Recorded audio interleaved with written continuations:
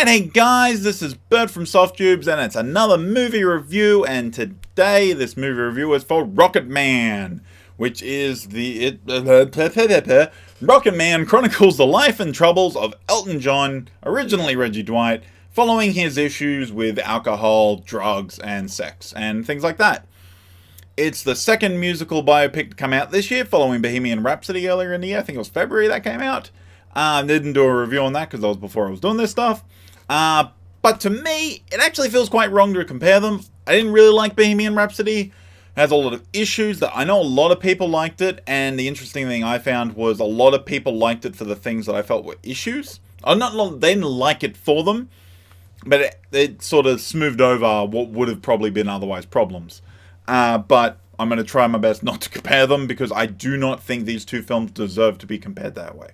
This Rocketman deserves to be analyzed as its own thing. So, straight up, I'm going to say Rocketman is a film that knows at the very least what it wants to do and the kind of style it wants when it wants to do that. The film actually has two main structures to me. The first is a series of flashbacks told by Elton in an AA circle, where he comes in, he's full in dress, and then he sits down and they start talking to him about his life. The second one of these is as a musical. This is a musical. I did Aladdin yesterday, that was a musical. Today's a musical as well. I believe the film comes out today, actually. So I was hoping for this to be yesterday's video, but then Tuesday happened. But anyway, we'll ignore all that. But yeah, I find that these two choices of structure really, really important and clever, because they actually allow this film to deal with the problem a lot of those based on a real story or true story films have, which is making real events fit a narrative structure. I want to do a video on this at some point, but basically, to run it down real quick, the main problem with a based on true events film is real life is boring. True events are boring. They are not narrative. They don't fit a story structure. It's not how life works. Life is not quite a story. So when you adapt real life to a story, things have to change, they have to get moved. It's very hard to make it fit the right structure. So what happens here is the flashbacks give it this structure. We understand it is him telling certain events as he recalls them. And then the musical aspect plays into it as well by allowing us to accept that certain events are compressed and related to us through the songs. This means that as an audience, we're more willing to accept that this thing isn't 100% accurate, but it should be taken as a good approximation. That there are going to be liberties taken with certain things in the way they are shown, that just because this song is in this moment of his life doesn't mean that's when the song actually came out. It's simply using that song to tell that moment of his life. And certain events are going to be shown through song at different points and all those sort of things. It's a really, really clever way to me to try and get past those issues. So you're more willing to simply look at the film rather than keep on comparing it to the fact it's not quite the thing it should be. When you do a straight telling, as like this is point and it goes through to here, like you just do a straight telling of a factual event as a story, that's when you start hitting issues, because then people expect that to be exactly how it is, because you haven't given them a license to accept it as anything less than true fact. I also find Rocketman, on the musical aspect, a good example of a good musical. So one problem there's a lot of explanations going on in this video, but one problem a lot of musicals seem to have, is especially more modern day, is that they want their songs to be catchy and memorable. Which is fine. Catchy, memorable songs are fine. The only problem is, that's not really the main purpose of songs in a musical. The main songs in a musical are not meant to simply be ones that get stuck in your head and make you buy albums. That's a commercialized version of things that happens now. It has happened before, and there are certain examples. I do not want to name names, because that gets us into a whole other conversation. But there are certain things that it's done mostly for selling other products, not for the musical itself. The songs in a musical are meant to either help tell more of the story or reveal more about the characters, sometimes both at the same time. And I mean probably a lot of the time both at the same time.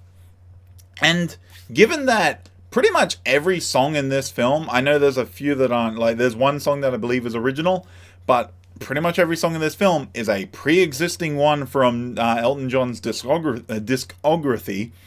The amount of thought and effort that went into picking those songs, when they would happen, and how would they help tell the story is really quite incredible.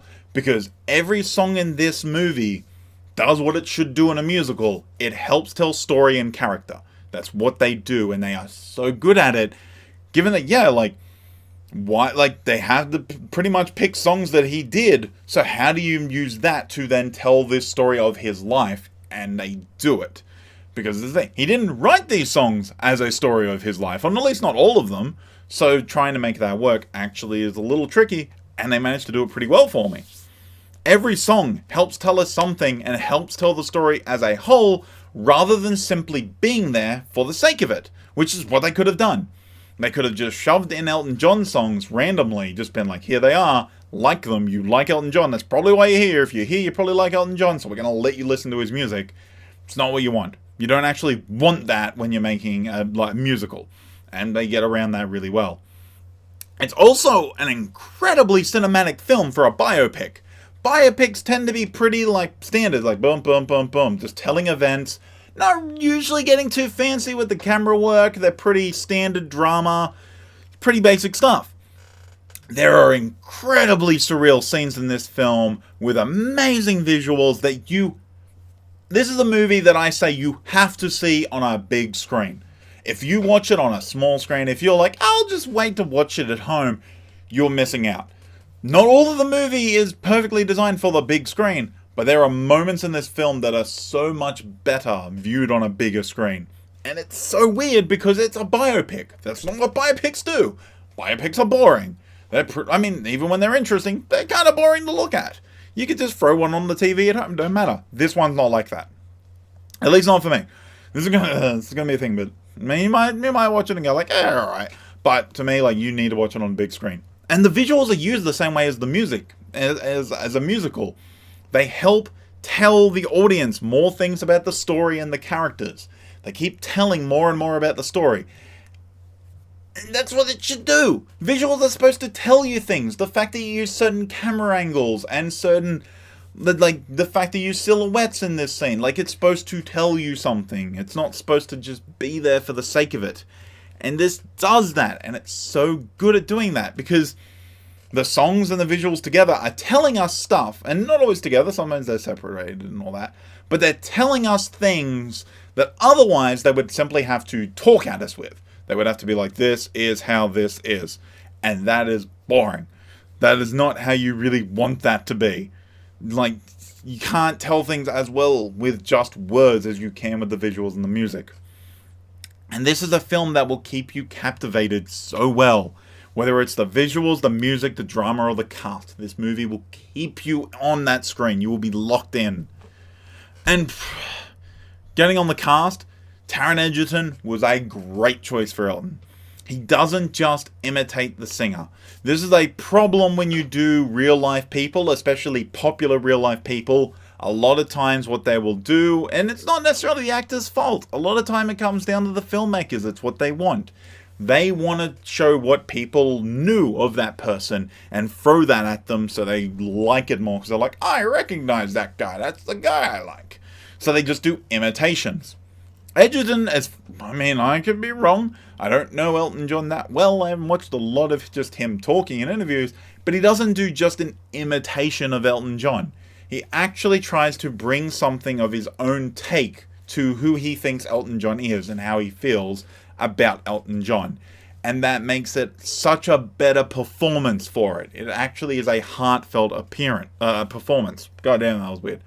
And honestly, this comes down to what I think makes this film work so well. Rocketman is not an imitation hoping to trick an audience into thinking that it's something that it isn't. It's not trying to trick you into thinking that this is a Elton John concert or anything like that.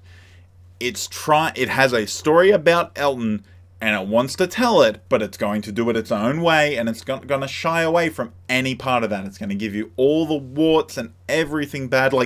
It starts off with him listing every problem he has. and then it just shows you, and it shows you, and it makes you like him, but it also reminds you that, yeah, he went through bad times, he had issues. And a lot of the people in this movie aren't completely likable because they're pretty real people. They act like pretty real people, and real people are kind of a-holes for the most part. Even nice people tend to be a-holes in the right situation, or compared like when they're reacting to certain situations. Honestly, this film isn't what I expected, and I love it all the more for it. There are faults, but the nature of Rocketman makes up for those by itself.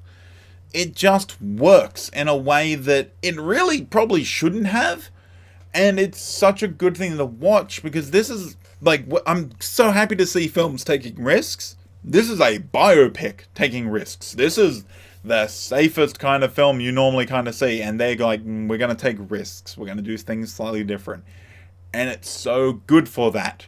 I'm giving this film 4.5 out of 5. I really love this film, and I really recommend that people go see it, no matter what. Like, it is just worth it just to, even, yeah, there's issues with the film, but just to see the way that music and visuals can be used as part of storytelling, I think it's just a great way to do it. But anyway, guys, thanks for watching. If you've managed to see Rocketman by now, sorry about that. If you've managed to see Rocketman by now, let me know what you thought in the comments below. Otherwise, if you haven't seen it, let me know if you're keen to go see it, or what your thoughts are on like musicals and things like that, and biopics. It's always good to get a bit of conversation going.